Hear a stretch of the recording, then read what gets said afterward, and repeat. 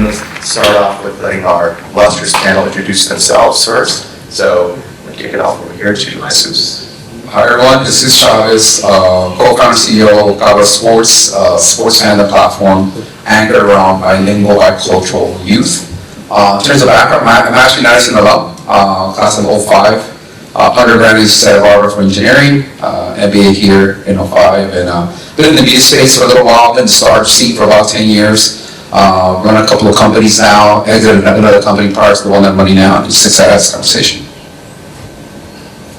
Hi, I'm Karina. I'm the co-founder and CEO of Drafted. We are focused on harnessing the Latina fandom and the power that Latinos have in growing sports. Prior to this, I ran a PR agency for about 5 years, where I really learned the impact of storytelling and the impact that seeing yourself in media can do.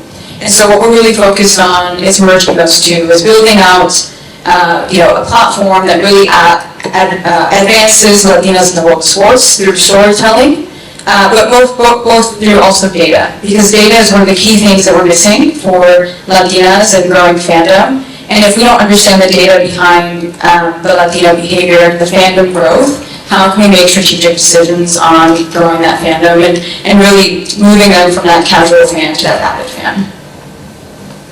Hello, I'm Erica Ruiz. I'm an NBA agent at Clutch Sports. I've been there for 2 years. Prior to that, I was at CA Sports for 8 years. I coached at a school that I shall not name for all of you for a couple of years and did my master's. My focus there was really researching and diving in why women weren't representing male athletes.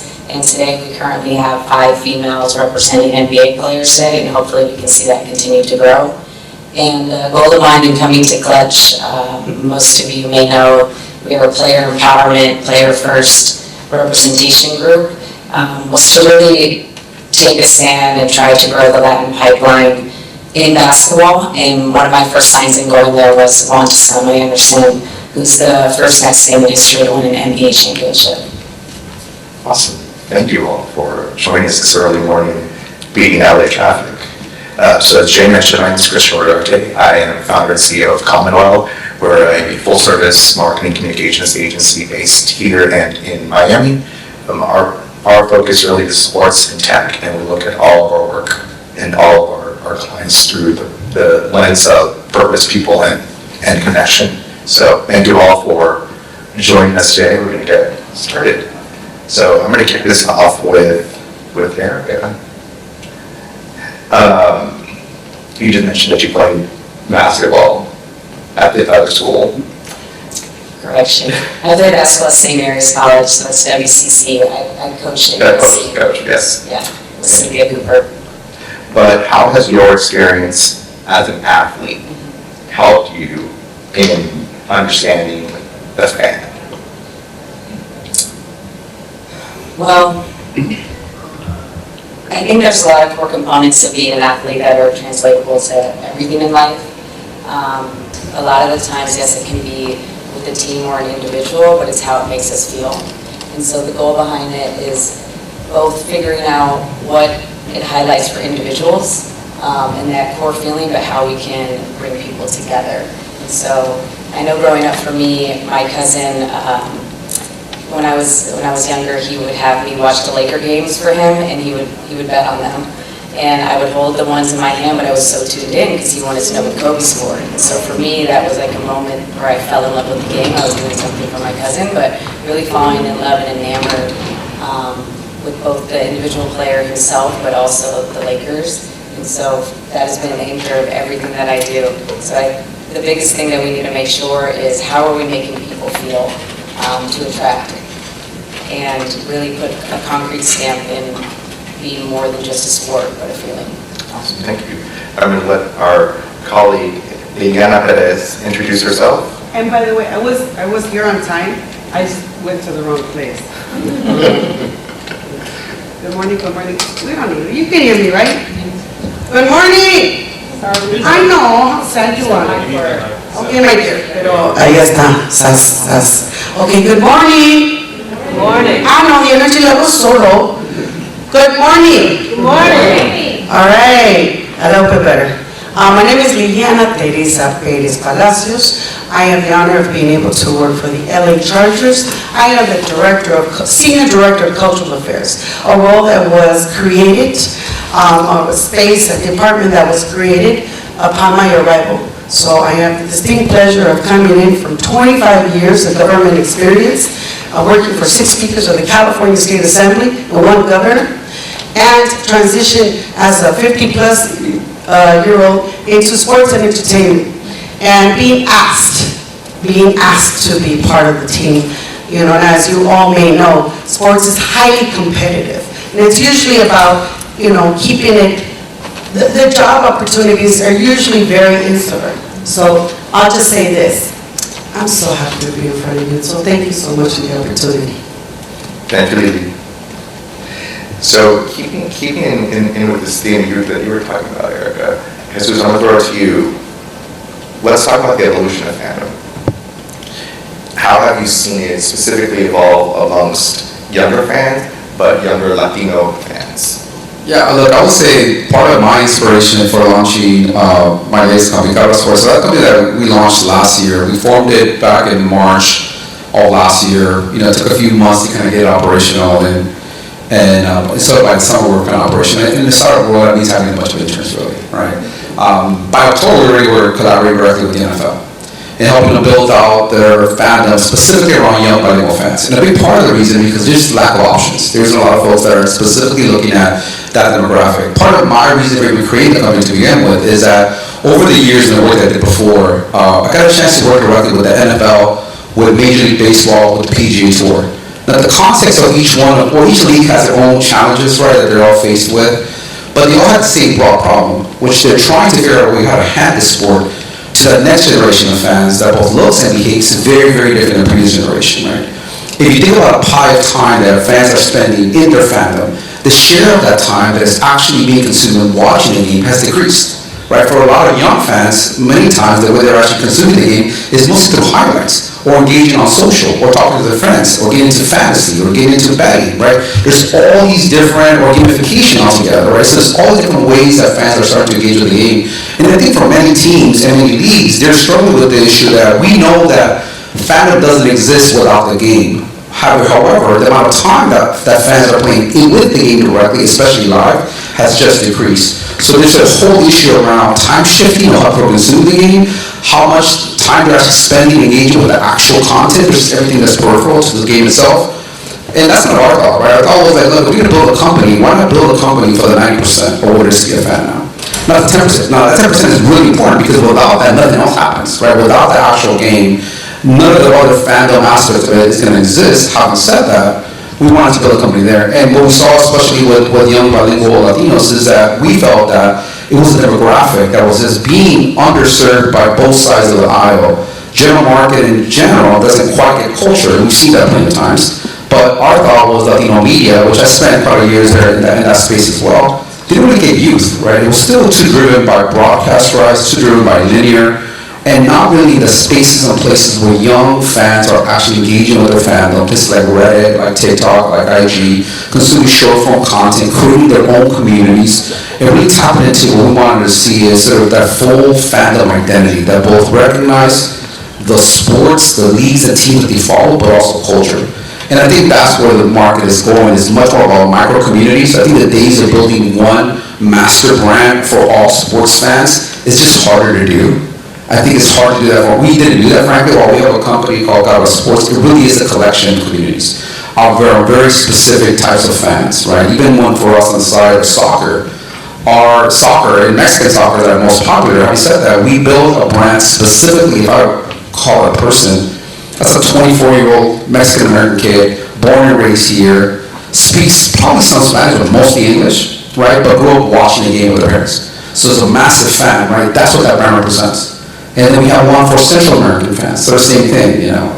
For those, I was mostly here, probably LA based, but 2 years ago, the Dodgers did their first Salvadorian night, right? And it was like a massive thing. I know folks that are Salvadorian, and it was like they had never done that before. Massive community. So the thought is, what if you then take that single night of recognizing a specific culture or sport and then make it a full community for the rest of the year? right? And then think about that around very specific groups. I think that's where sports is going, is the shifting of how they consume the game, is the type of connection they're having, and frankly, all of the activity that is happening, sort of almost decoupled from the game, which I think is the biggest challenge that the leagues and teams are going to have, is retaining that connection, while these fans are really engaging with the game outside of the actual broadcast, outside of the stadium. So there's a lot you said that I want to unpack. So there's some really fascinating research that's come out of Emory University from their School of Business, published in the last 2 years. Specifically this year, they published a report on the state of fandom, specifically breaking it down around the different generation cohorts. And the research says that the baby boomers are the least tied to sports now, except baseball. But Gen Z is the one that, even though they're the loneliest generation, they are the ones that are most connected to sports as fans, specifically Gen Z females. So I want to talk about, and this is open to all of you, whoever wants to touch upon it, where do we see those opportunities grow in the next 5-10 years as we grow up with Gen Z? I'll take that on. But let me just, first of all, say thank you to each and every one of you who are here present. Because you're going to be ahead of the game when you get back into your respective spaces of understanding, at least, working vernacular about, the largest growing segment of this population. So just want to say thank you very much for investing in this community. And so just talking about numbers. In general, in LA alone, the Latino community is 48%. It's going to be 51% in a few years. Literally in the next 2-3 years. Let's just break that down again. We talked about segments within the Latino community. 75% will be of Mexican heritage. So that's why you have a lot of teams leaning in with the Mexican culture, mariachi, banda, and Mexican regional music. And then you're talking about, breaking it down. The next largest population are going to be Guatemalans, 9% of the population. And then, 11% of the population. And then you break it down again, it's Salvadorans, and it's going to be 9% of the population. And then it's other, So it's not like we don't give love to the other, but we have to remember when we're talking about the Latino diaspora, we don't all speak Spanish. Even Latinos in the U.S., much like Jesus was saying, are maybe acculturated, but not maybe able to retain their language, but it doesn't make them less Latino. Now going into other language factors, Latin America-wide, you have countries such as Belize and Panama that are mostly a lot of English-speaking segments there. And in South America, you have countries that don't speak any Spanish, in Brazil and in South America. You have strictly English-speaking communities, and you have strictly indigenous-speaking communities. That's why our organization chose to say Latino just to be representative of the region. Not Hispanic, Latino. Hispanic because not everybody is from Hispaniola, from Spain, or speaks the language. So I want to break it down for you so that when we get into more segmented conversations in terms of Gen Zers, the largest population in the nation, the largest consumers, and the leaders of being able to determining what's going to be popular in music, what's going to be popular in food, and what's going to be popular in pop culture. So yes, the tendency has to be, but listening to everybody. We have to listen to everybody. So in terms of Gen Zers, which I appreciate the Gen Zers in the room, but just to be able to understand the different perspectives, because the Gen Zers will live in multi-generational households, 1 or 2 generations. So you're talking about one segment of the population that impacts the rest of the generation. So yes, at the end of the day, the Gen Zer will not just make a sole decision at home, but without mom, or tia, or abuela, grandma, So when we're talking about, you're talking to one segment, you're really making an incredible intergenerational impact. Yeah, I mean, can I add a few things? Yeah, for sure. Well, to be clear, I'm not Gen Z, I'm millennial, but I think a couple things. So Latinas by 2060 are going to be 30% of the female population, which means that right now, I mean, we look at the Latino demographic specifically, which means that right now, Latinas are one of the fastest growing Gen Z young demographic. And what we know from data so far is that fandom for women and Latinas specifically really starts to have that tension around the age of 14, because to Erica's point, that's when, you know, participation usually starts to drop and we don't get that higher level. So a couple of things really have to happen if we want to make sure that Gen Z is engaged. We have to look at, specifically for the sake of this panel, the Latino population, to Liliana's point, as understanding the different diasporas and the different cultures that exist within the Latina and Latino community. We cannot treat Latinas and Latinos the same. We have to look at them differently. The second thing is, we know that Latinas, as it stands right now, they make 86% of Latinas say that they are the decision maker in the home. And what we also know is that Latinas don't just marry Latinos, they marry of all kinds of races and backgrounds. So not only are you able to get the Latina and up that demographic into fans, because we know that when you are a fan when you're young, you're going to be a fan when you're older. I've been a Yankee fan since I was 10. No one can change my mind, and no one is going to change my mind, because I learned that from a young behavior. And so it is important that we get them early, because they are going to be the ones driving the economic decisions at home.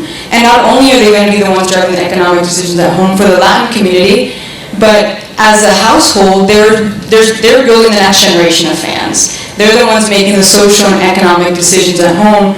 And so it is pivotal to the growth of sports that we lean on that Gen Z and understand them to grow that next generation of fan. Thank you. Yeah. Can I ask, I think that your question on where the opportunities lie, look, I think it's a couple of areas. One is, and I think a really big one is the gamification of sports entertainment. Like, that's what we're making most of our bets in, right, in terms of where that is going to go. It is a part that has been rising across the board, I think especially with among younger demographics. That includes everything from fantasy, context, sports betting. These are all groups of entertainment that have just continued to grow. Everything because of regulation, everything because of adoption of more interactive and mobile gaming technology that really ties really well with the younger generation. I think that's one.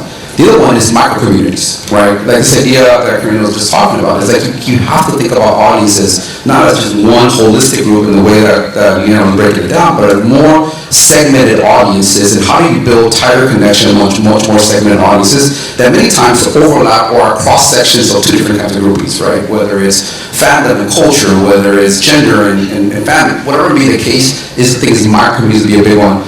I also think, frankly, experiential.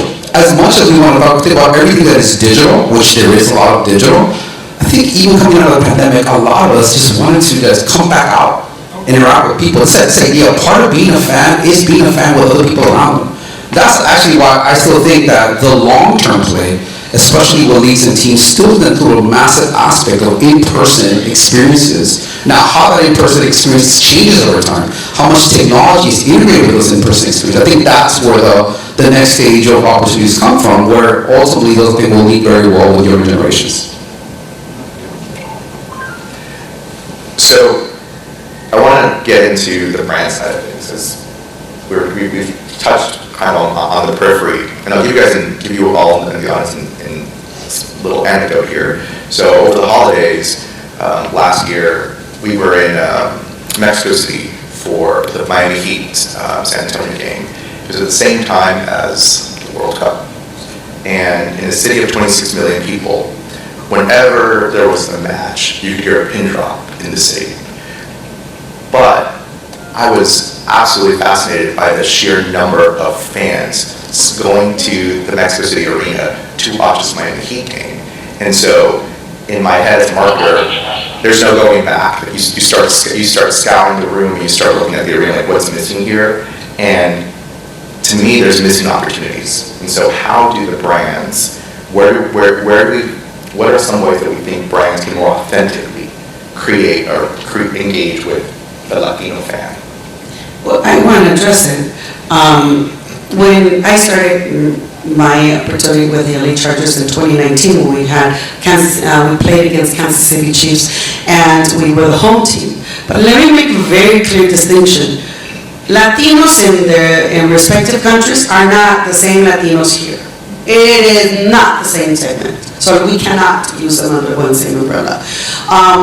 Latinos for example, Mexicans in Mexico, by and large, very affluent, middle class, affluent, or higher. So entertainment, very different from here. Brands and the way to reach out to them, very different messaging than here.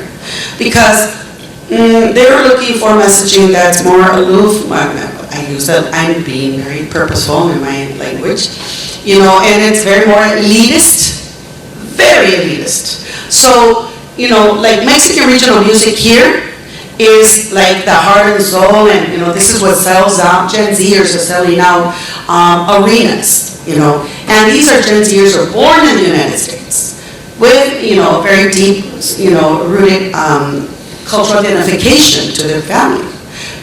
Same kind of genre in Mexico, in the big city, it is not going to resonate the same.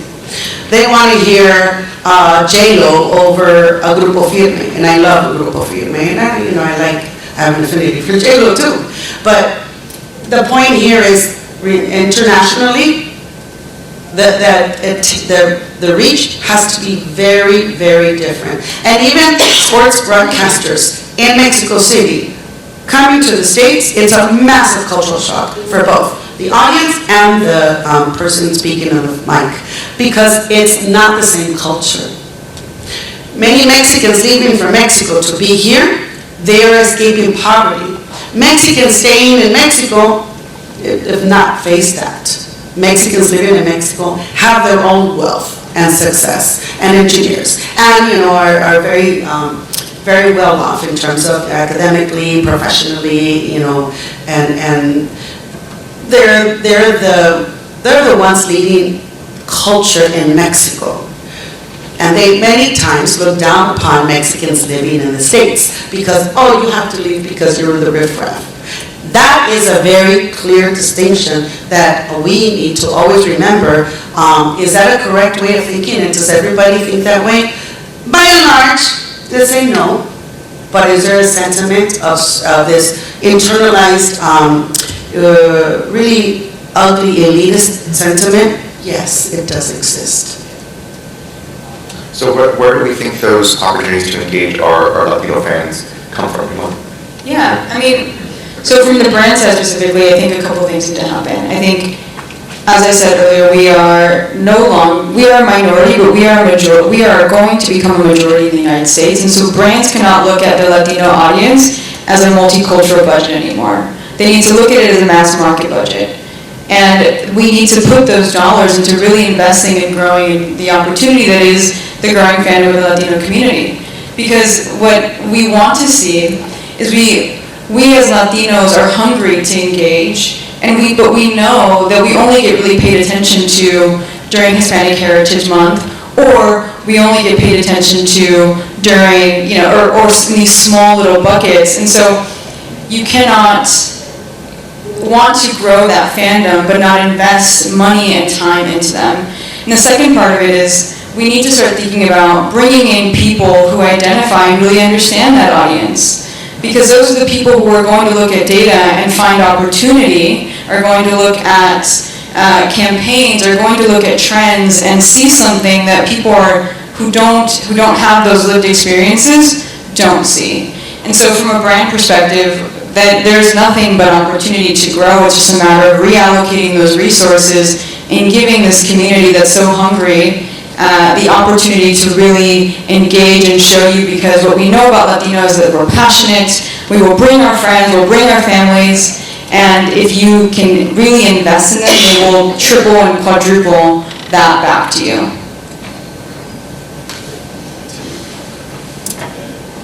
I can mainly look at this from the context of what my job is, which is I represent NBA athletes, and so in the approach for brands, especially with some of the Latino players that I work with, is trying to create unison instead of separate buckets for how they're going to promote or use their dollars for these athletes. So for example, my client Juan, he is playing for the Mexico City Capitanes right now in the prime of his career, and AT&T is their primary sponsor. So as we all know, AT&T has a budget here in the US, but AT&T also has a budget there in Mexico.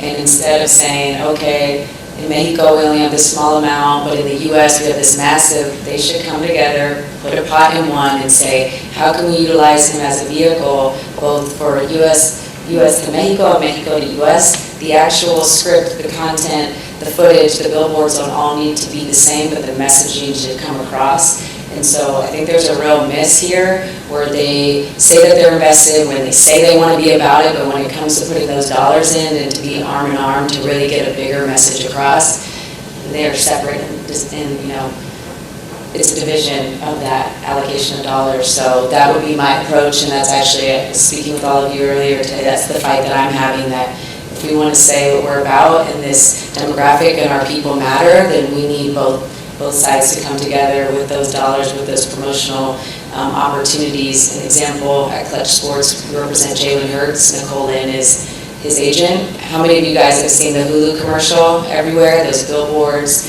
And even if you don't follow football, you have seen Jalen Hurts' face everywhere. That is a real stance and a real opportunity to say, hey, this is the face, this is who we believe in, and he's not just an incredible athlete. We all know he's an incredible human and who has the core values that matter. And I think for someone like Juan or Jaime Jaquez Jr., who's been an incredible force here at UCLA, like, these brands need to stand up, show up, and put their dollars in and not be afraid to utilize working together rather than creating different buckets for dollars. Jesus, you want to? Yeah, I mean, that's a whole other conversation. Yeah, you can do. I mean, look, the biggest thing on its own. I think there's a couple of things. One is, you guys are speaking to a couple of topics. One is that you have to have intentionality in the market you're trying to actually engage. Right? So from a marketing standpoint, the days of doing one creative and simply just translate it in like a bad, dull translation that just doesn't work. Right? So let's kind of get that off the table. Using, whether it's athletes or messaging, but making it intentional for the market you're trying to engage, I think is super, super important, because these markets can be more different, right? To Lena's point, a Mexican audience in Mexico versus a Latino audience in the US. First of all, if you talk about Mexican audience, you call them Latinos, they're like, I'm Mexican, I'm not Latino, right? Like, or I'm Colombian, I'm not Latino. That Latino is a very US idea. It's not a Latin American concept. Or literally, like, even frankly, the title of this talk, we're like Latin American, what was the Latin American sports? I was like, we're going to talk about Latin America, or we're talking about Latinos in the US, right? Like, that's a real thing, right? So that's what part of, from a marketing standpoint, you really have to be much more intentional on that. There's massive opportunities there. At the same time, sports absolutely translates. There is a massive fan base in Mexico around the NFL, around NBA, it's a massive fan base in the US around Mexican sports, right? Like Liga MX, right? It's still one of, if not the most popular soccer league in the US. You know one of the brands that is most well recognized as a sports betting platform is called Caliente. It's not even available here. Why? Because they're a big sponsor of the Mexican soccer league. So people see it all the time, but it's not available here, right? So I think if you are a league or a team, there's a clear opportunity. So think about what your home market is, how you're engaging that home market, everything you're on, community, content, etc. But also think about your international rights and how am I then marketing to those international markets, right? One of my conversations that I've been having more of late, especially with Mexican soccer teams, is like, what is your actual strategy around engaging the US Latino soccer fan? Because your strategy today has basically been be available. And by default, because you had a better league, better players, even just got more audience, right? And you also have the heritage of people that had come from Mexico, bringing that same fandom over. Now you got to earn it. Now you got Messi. Now you got MLS has gotten a lot better. Now you got much better EPL rights, the Liga rights. You have much better competition. I think for the first time, a league like the Mexican Soccer League has to actually worry about developing fandom in the US. Right, and I think that's a really good thing. That's a good thing from a sports standpoint. And if you're a marketer, same thing. You can't just simply put your brand on the jersey of a team and think that I've done it because now I'm available. You may have awareness, but it's not actually creating that kind of impact. So if you think about marketing, I think there's a lot more intentionality about how we are engaging with these different demographics across the countries. When you talk specifically in the US, you have to do the same thing. So I want to keep going with that sentiment and that, because each of you has touched upon, talked about opportunities, right? But what have we seen in your professional and personal experience as Latinos in the business have seen as the biggest hurdles to getting to those opportunities? Who wants to Throw it out? Yeah. Yeah, I know you have something to say. Look, I think one of the biggest, there's a bunch of them. One of the biggest mistakes that I've seen is companies, and I'm not going to name names, but it's across advertising, sports, content, companies that think that their strategy for engaging the U.S. Latino market should be based out of Mexico or out of Spain. Yes. Like, what are we talking about? Right? It's like having a U.S. strategy that's based out of London, and everyone that's talking to the person from Louisiana is based out of London. Like, what are we talking about? Like, yeah, we may share roots in the language, but like, this is going to be a more different audience. And it happens across the board. I've seen massive organizations that have moved their entire teams out of the U.S. into Mexico to literally market to a U.S. audience, right? And it only seems to happen, maybe I have to go another reference I'm just not aware of, but it only seems to happen with Latinos, right? That is the starting point of a failed strategy as far as I'm concerned, right? And you see that across the board, across major organizations. And what happens is that you have people that are driving creative, driving strategy, driving culture that don't actually understand the culture, right? And then we think because we have shared, experiences that somehow makes us say, look, I'm Mexican, I born and raised here, I also lived as a kid in Mexico for 5 years. Anytime I go home, and I'm fluent in Spanish, people are like, oh, pocho, right? Like, you're immune to something else. What does pocho mean? Pocho is a name, I guess a derogatory name, I would say, but it's for someone that's American, right? They're calling you like gringo, like, oh, you're like the white guy, basically, oh, the American. Coconut. Right, because people see you that way, and I think that's very fair. It's a different thing. So then why would we do the reverse? Why would we think that someone that does not understand the U.S. Latino experience, has not been raised here, grown here, would understand how to authentically connect with this audience, or the nuance about how the Latino market is actually a super fragmented audience that really varies quite a bit by region, by background and culture, right? By how acculturated they are. I think that, in my mind, if I want to pick one thing to pick on, I think that would be the biggest issue that I've seen today. I think that the responsibility for us as a community is not to ever play into the black-white paradigm that exists in the United States and that did not work.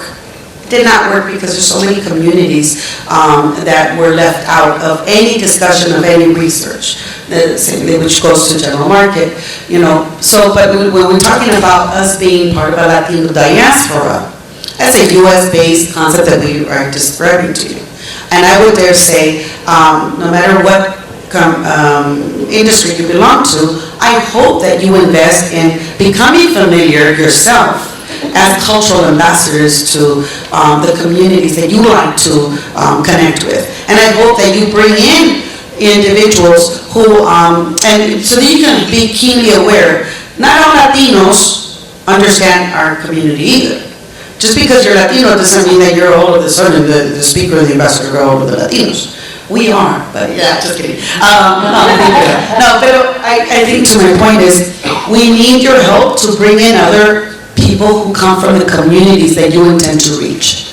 Because if you have a content team, a social media content team, and nobody represents the communities that are bilingual, bicultural, and Latino, then you're missing a critical voice in this. And I don't care how many ideation sessions you have, you're never gonna reach us in a very meaningful way. The same thing goes in your marketing team, same thing goes for your communications team, and especially the same thing goes for your executive leadership team. Because we are very much missing in many segments across the board, among agencies, among teams. And so I say, you're here because you have an awareness. And I appreciate that so much, because we cannot exist without you, and because you cannot see us as a competition. You have to see us, please, as partners, and how we get to celebrate people and community and culture together. Anybody else want to chime in? Yeah, I think specifically for Latinas, there's a couple of things. Latinas have been completely ignored, stereotyped, and underserved in sports basically since the beginning of time. It's not a place where Latinas, even from a cultural perspective, we're taught to be feminine, we're taught to serve, we're not taught to be athletic. And so the biggest hurdle, but also the biggest opportunity, is that we have the opportunity to change that 180 and grow this fan and this huge demographic into an economic driver of change in sports. And so it's all of these subtle things that we've experienced as Latinas growing up that are feeding that narrative. So for example, if you Google Latina sports fan, it immediately corrects you Latino. And so what does that tell us? That we don't exist in the market. You know, when you look at commercials and media, or this narrative that Latina sports fans are sexy. So when you get to that Google, what are the photos that you see? You know, that's all feeding part of our narrative and what we believe to be true. And so it is important for people who are making those decisions to not feed those stereotypes and say, well, that's how it's always been. No, it's important for the people at the top who are making decisions and say, we have the opportunity to change that. And so we as a Latino community, we know that. We live it, this is our lived experience, and we are actively changing that through our lived experiences. And so it doesn't take other Latinos to make change. While it is important to galvanize because numbers make a difference, it is also important, or even more important, for non-Latinos who are at the place that are making decisions to see that value, because that's when together we can really make change. And so, you know, I think when I'm looking at the Latina demographic specifically, there's a lot of hurdles because there's such a broken system. But for me, because I am Latina and I'm a sports fan, I see opportunity. And so that's what we need. That's the thinking that we need at the top. So before we open it up to the audience, one last question to the group. What's one thing you would tell this room about Latino fandom? Just one. Start with this. I talk a lot, that's what I was Please. Okay, keep on talking. All right. One thing about the Latino fandom, respect us. Respect us, you know, and respect just basically means become aware of who we are, you know, and what areas that we represent. That awareness is really critical as you're in your pursuits of reaching out to our community. I think we talked about a number of things, but I guess my overarching thought about it would be is this, if you're in the sports business, this has to be one or two most important demographics to be going here in the US, especially in terms of where your fandom growth is going to come from. It doesn't matter by sport. It doesn't matter where you are, that kind of food chain, whether it's professional, collegiate, or amateur. Even when I mentioned that I had done some work with the PGA Tour, the reason why we engaged with the PGA Tour to begin with is that they have put a commission study, I think over the next 50 years, of where golf was going in the US. And they came to a pretty obvious conclusion that if they didn't figure out a way to make that sport, golf, PGA, relevant to especially Latino audiences, it may not be around, right? Like that's how dire you have to think about this demographic of people, because all the growth is there, right? And as you're having all the audiences, boomers, even my generation, starting to age out, like who are you going to be engaging with, right? Female sports fans, for sure. But Latino, like those are the two, like I think big demographics that you have to be thinking about. And there's a lot to unpack here and to how to do it. We've talked about some of these things there, but like, I think that's to me one of the biggest takeaways at least I'm thinking about. And it's not just me thinking about it, like certain people are actually doing. And one of the things that I'm now starting to see a shift, because historically we put people in leadership positions, but specifically to only worry about that audience. And it's good and bad because it becomes a little bit of a service that we hire one person that's supposed to solve it for everything and everyone. What I get excited is start seeing people get put in positions that are driving broad strategy for leagues or teams that have that cultural insight. A good example would be the NFL, right? The NFL, Marissa Solis is the vice president of brand for the NFL, not for the Latino side of the NFL, not for the multicultural side, but for the NFL. Having people with that kind of experience that's going to drive the strategy of how the NFL thinks about their fandom going forward, I just think it's really important. To me, it's simple. If you're not investing in the growth of the Latino fan, you're not going to see growth in your fandom. To me, it's that simple. I think to just encapsulate what everyone is saying is, I believe in this mantra motto, like, you can turn moments into momentum, and I think that there has been progress, so I want to make sure to honor and highlight that. But in order for there to be real success around all of this and to get where everyone wants to be, more moments need to be made to create momentum. Thank you all. What a great sports reference. I love that. It's in my DNA. So now we'll open it up to the audience for questions.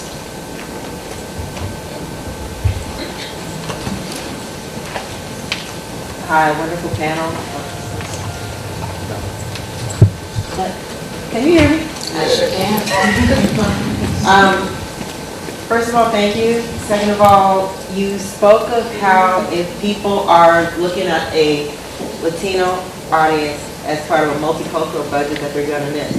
In the conversations that we have to take back to our senior leadership about moving that budget to mainstream, what is the most effective way for somebody like me to say, hey, we need to look at this audience and this budget as mainstream.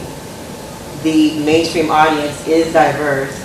How do I introduce the idea of being effective with the money, reaching that multicultural, having a conversation about how to reach a multicultural audience because the multicultural audience is mainstream.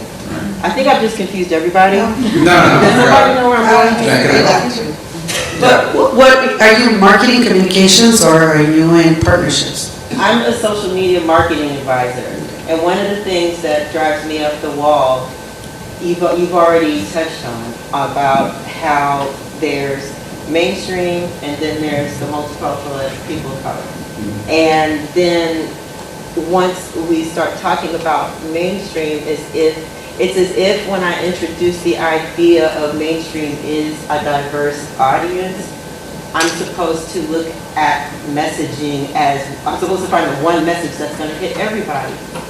And I'm not sure that that's actually effective. Am I trying to get to this golden, the golden ticket where one message actually works for all of us? Or is the conversation about, hey, mainstream means 3 to 5 messages that are equally important to put resources behind? For the LA Chargers, our rally cry is bolt up. So bolt up, baby.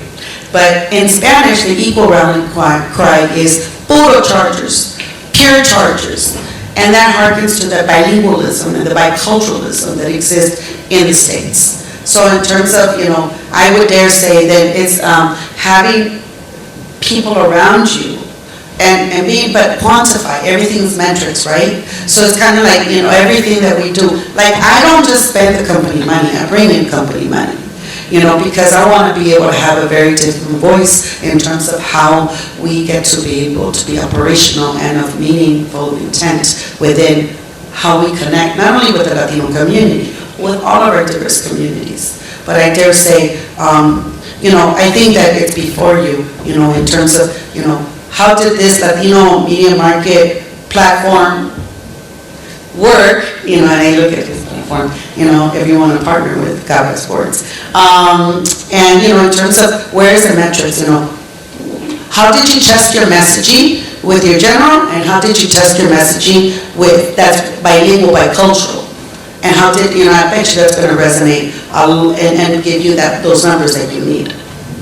So before we continue, Boss Man has told me that we're actually at time. So some of us will hang out for a little bit if you have more questions. But please give a round of applause to this talented panelists. Thank you, Chris, for bringing this together.